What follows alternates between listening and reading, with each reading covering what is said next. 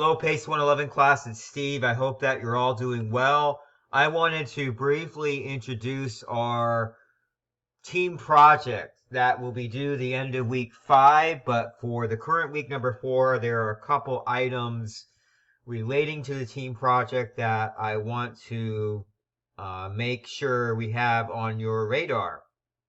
So first off, the team project is focusing on managing distractions. It's very important, especially as adult learners, to learn how to effectively manage distractions and at times put your academic obligations as a priority.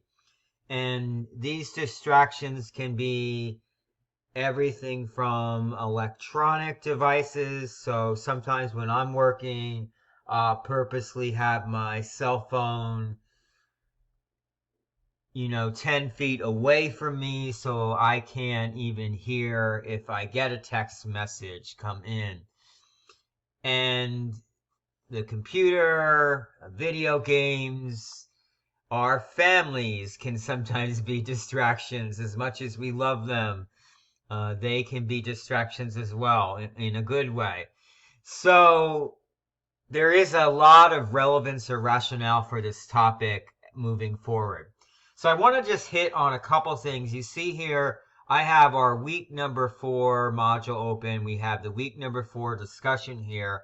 And our week number 4 discussion is where you are going to communicate with your teammates or group members. So you want to be using the week number 4 discussion to start addressing the items that you see listed here under the group project instructions. So we have step 1 really deciding on what type of formats you want to use for the presentation. So in the past, students have used PowerPoint, Prezi, Podcast, Zoom, and they have been pretty effective. So feel free to get creative with this and innovative. Look outside of the box rather. You want to then figure out who in your group will take on what responsibility for the presentation. So we want to identify the roles that each team member will be playing through the team charter. So here is a link to a template team charter that you're going to use and create this week for week number 4 that will help us to lay a strong groundwork for your group or team presentation.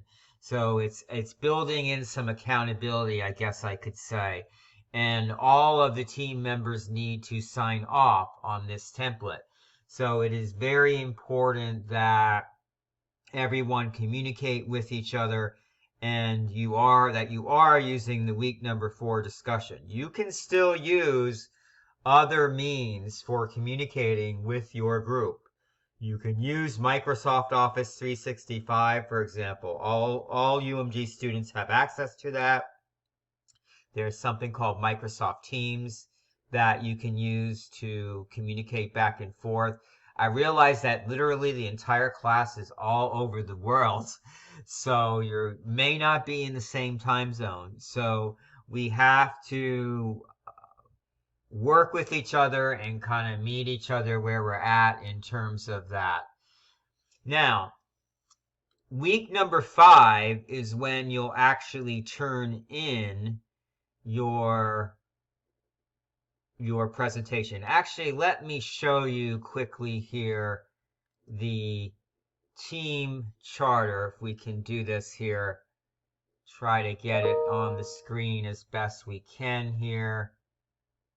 I don't think I can make this wider for some reason, but at any rate, this is a sample of the team charter that you're going to be using for the week number 4. So you see here, you're going to put each person's name, email, contact number, What's your vision for the project itself? So what needs to get done?